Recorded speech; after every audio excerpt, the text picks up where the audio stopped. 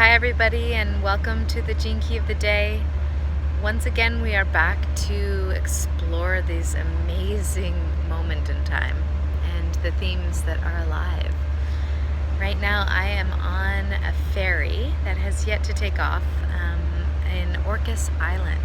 I'm headed back to the mainland after a very magical weekend at a music festival where we played some music and had a wonderful initiatory journey through this eclipse window. We are still in it, and this episode is going to be touching on that. I recognize the eclipse happened a few days ago, September 16th, and it's now September 20th, so we're doing this episode in retrospect. That's just what is. And there's some wisdom to that you've already gone through what you've gone through. And now you're reflecting on the experience. And honestly, these things, they unfold in time as well. You might not yet fully have experienced the eclipse. And it's could be a slower moving thing for you. But anyway, let's take a look at these powerful times. So this last eclipse that we went through 2 weeks ago with the new moon set the stage and was the seed. This motor is starting, so it's going to be a little bit loud, but I'm going to speak a little bit louder so you can hear me. So set the stage, really planted the seeds for this next cycle. Like we spoke about in that first one, we're opening a door into a whole nother part of our world, of our life. This is not just a metaphor, literally. In some form, you're stepping into this new way. And whatever was up for you, whatever intentions, whatever was on your heart or is right at the surface of your life, ready to be moved, was really what would have come to you strongly in these last weeks and even prior. And here with this lunar eclipse and full moon on September 16th, this is where all the action of how all of those visions and seeds are actually coming to pass. So whatever needs to shift in our lives for us to actually get to where we're going, that kind of stuff happens with eclipses. And I tell you what, I have witnessed people in so many states of shift and change. That's a major I wanted to say like byproduct or outpouring or whatever the word is. That's what ripples forth from an eclipse that happens. So what gene key was in alignment? 3 minutes in, and we're just revealing that. The sun was in the 6th gene key. Hello, we've had a continuous conversation about the 6th. Jupiter being in the 6th, Venus and Mars having their last conjunction in the 6th, being a really strong theme, bridging the masculine and the feminine. The full moon was in its opposition in the 36th gene key, conjunct to Chiron. So if you can feel into that energy, we are touching into some deeply emotional waters. The depths of how much can our bodies, what capacity do they have to hold an emotional charge? These kinds of things are going to be coming up. Strong emotions. Chiron.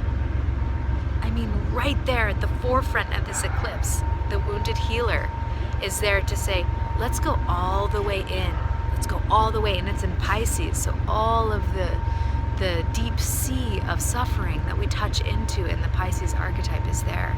And of course the 36, the theme of the 36, where we're tuning into how does suffering actually touch into its higher purpose in my being? How can I allow suffering to get down and actually become grace in my life? These are the things that we've been exploring.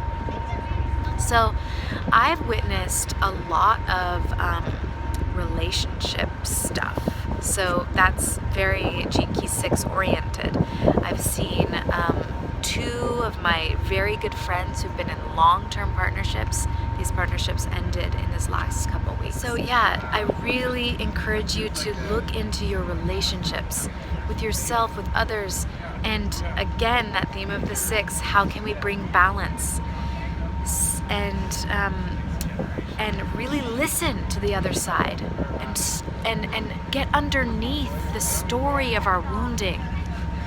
How can we get underneath the story of our woundedness to actually listen to the needs of the other side? That's diplomacy and what comes into peace.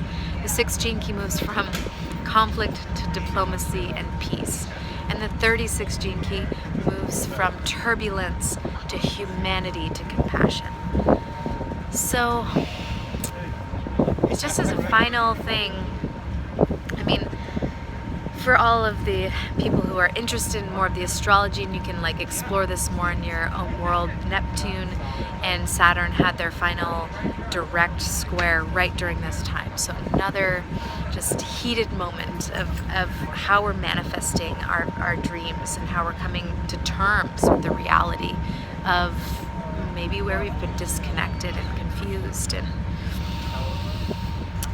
And yes, life is really powerful right now. Life is asking a lot of us because it's a time, like, I don't have to say it. It's like, say it again and again and again. It's a time where real change, it needs to happen. And like Standing Rock and all of the many things and movements on the planet that are gaining momentum. These are the kinds of things that are marking our time in history. These eclipse windows, I'm so excited to see how they're influencing you, and just keep breathing. I mean, I hope this video, if anything, just gives you that sense of relief that you can just, oh my God, I'm not alone. Oh, I'm not a victim to my life circumstances. I didn't do anything wrong. I didn't do something wrong to now deserve the smite of, whatever. Actually, we're all in this together, and change has to happen in order for us to grow. So as much as you can, embrace it. There's so much there for us. It's fertile ground. And let's see where this takes us in the next 6 months and years to come. All right. Bless you, everybody. And actually, Theo, come say hi.